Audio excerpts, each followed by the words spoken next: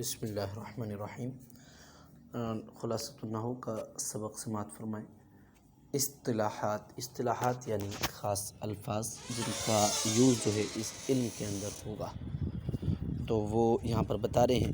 اب میں نے 7 تک تو بتا دیا تھا، اب آج انشاءاللہ 8واں نمبر میں عرض کروں گا اس کے نیچے۔ جو حمزہ زائدہ وصل کی صورت میں گر جائے اسے حمزہ وصلیہ جو حمزہ زائدہ وصل کی صورت میں گر جائے اسے حمزہ وصلیہ، اور جو نہ گرے اسے حمزہ قطعیہ کہتے ہیں۔ جو حمزہ زائد نہ ہو اسے حمزہ اصلیہ کہتے ہیں۔ الف لام کو حرف تعریف اور تنوین کو حرف تنکیر کہتے ہیں۔ 14 حروف۔ حق کا خوف عجب غم ہے، تو حا قا کاف الف خا واو فا عین جیم با غین میم ہے یہ کو حروف قمریہ اور حروف قمریہ کے علاوہ باقی حروف کو حروف شمسیہ کہتے ہیں۔ تو حروف قمریہ حروف شمسیہ، تو یہ ہمیں یاد کر لینے ہیں۔ 11 نمبر۔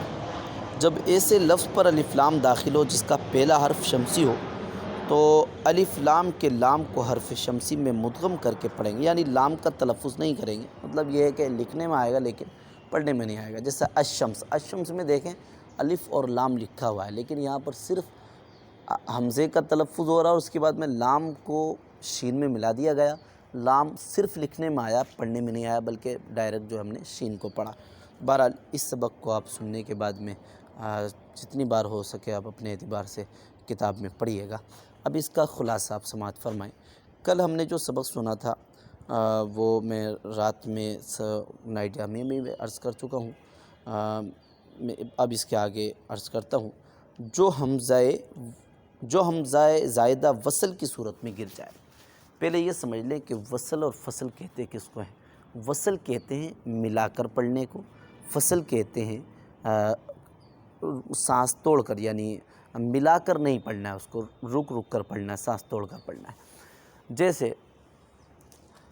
جیسے مثلاً ایک آیت مبارکہ میں پڑھتا ہوں، یا ایتھا النفس المطمئنہ، یہاں پر میں نے روک دیا، اب اس کے آگے میں پڑھ رہا ہوں ارجعی، تو یہ رک کر میں نے پڑھا آگے کو، تو اس کو کہیں گے فصل۔ اور میں اس طرح پڑھوں یا ایتھا النفس المطمئنہ ترجعی، ارجعی نہیں پڑھا میں نے، اب تے کو را میں ملا دیا، ڈائریکٹ آیت پر نہیں رکا، میں نے ملا دیا، تو اس کو کہتے ہیں وصل۔ ایک وصل اور فصل، یعنی وصل مطلب یہ ہے کہ ملا کر پڑھنے کو، فصل مطلب ملا کر نہیں پڑھنے کو، اتنی سی بات ہے۔ یہ 2 لفظ آپ یاد کر لیجیے۔ اس کے بعد میں حمزے کی 3 قسمیں ہیں۔ کوئی بھی حمزہ ہوگا کسی بھی لفظ میں، وہ 3 قسمیں اس کی ہوں گی، وہ بھی آپ کو یاد کرنا ہے۔ نمبر 1 حمزہ اصلیہ، نمبر 2 حمزہ وصلیہ، نمبر 3 حمزہ قطعیہ۔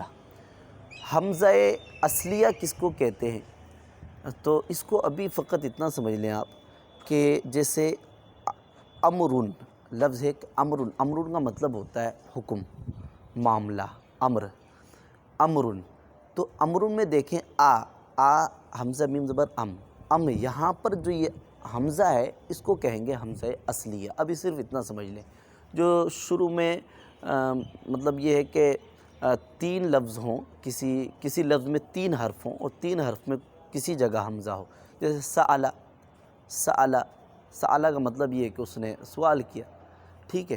اسی طرح قرأ اس نے پڑھا، تو دیکھیں امرا یہ پہلے حمزہ آ گیا، سألہ میں بیچ میں حمزہ آ گیا، اور قرأ میں آخری میں حمزہ آ گیا۔ تو یہ 3 حروف کے مقابلے میں فا عین اور لام، فعلہ، یہ ایک لفظ ایک ترازو لے لیں، اس کے مقابلے میں جو حمزہ آئے گا اس کو کہیں گے حمزہ اصلیہ۔ ابھی صرف اتنا سمجھ لیجئے، یہ تو حمزہ اصلیہ ہو گیا۔ اب حمزہ وصلیہ اور قطعیہ کس کو کہتے ہیں؟ تو حمزہ جو حمزہ وصل کی صورت میں گر جائے اس کو کہتے ہیں حمزہ وصلیہ۔ جیسے یا ایتھا النفس المطمئنہ، یہ تو فصل ہے، لیکن میں اس کو وصل کروں گا، وصل یعنی ملا کر، اگلی آیت سے ملا کر پڑھوں گا، یا ایتھا النفس المطمئنہ ترجعی، حالانکہ ہم جب اس پر رک کر پڑھیں گے تو اس کو ترجعی نہیں پڑھیں گے بلکہ ارجعی پڑھیں گے، ارجعی۔ تو ار میں یہ دیکھیں حمزہ آ گیا، اس کو کہیں گے کہ ملا کر پڑھنے میں اگر یہ حمزہ گر جاتا ہے تو اس کو حمزہ وصلیہ کہیں گے، اور اگر یہ حمزہ نہیں گرتا ہے تو اس کو حمزہ قطعیہ کہیں گے۔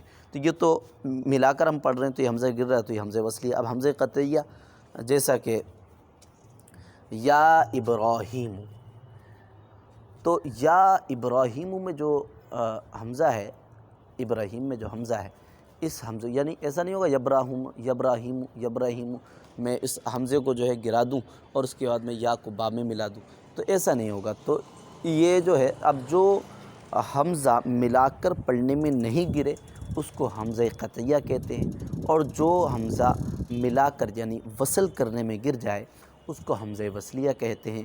اور جو فا اور عین لام یعنی فعلا، ان کو اس کے مقابلے میں کسی بھی لفظ کے اندر اس کے مقابلے میں حمزہ شروع میں آ جائے، بیچ میں آ جائے یا پھر آخر میں آ جائے اس کو حمزہ اصلیہ کہتے ہیں۔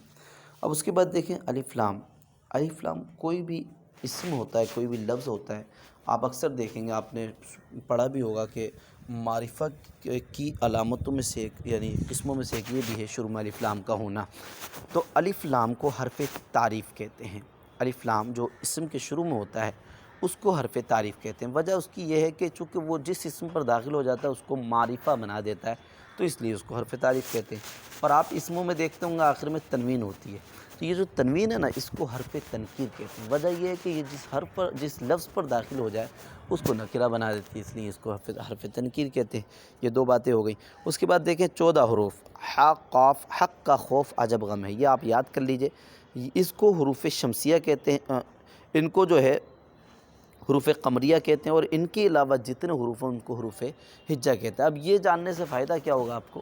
فائدہ اس کا یہ ہوگا، دیکھیں آپ کہ آپ دیکھتے ہوں گے کوئی بھی لفظ الف لام شروع میں ہوتا ہے، تو اب اس سے آپ کو اندازہ کر لینا ہے کہ الف لام میں لام کو کہاں پڑھنا اور کہاں نہیں پڑھنا ہے۔ دیکھیے آپ یہاں پر دیکھیں الشمس، یہاں پر الف لام ہے لیکن لام کو نہیں پڑھا جا رہا۔ وجہ کیا ہے؟ وجہ یہ ہے کہ یہاں پر شین جو ہے وہ حروف شمسیہ میں سے ہے، اور حروف شمسیہ میں سے الف لام ہو یعنی الف لام اور اس کے جسٹ بعد حروف شمسیہ میں سے کوئی حرف آ جائے تو اب ایسی صورت میں کیا کریں گے کہ حمزے کو تو پڑھیں گے لیکن لام جو بیچ میں ہوگا اس کو نہیں پڑھیں گے، حمزے کو ڈائریکٹ لام کے بعد والے حرف سے ملا دیں گے۔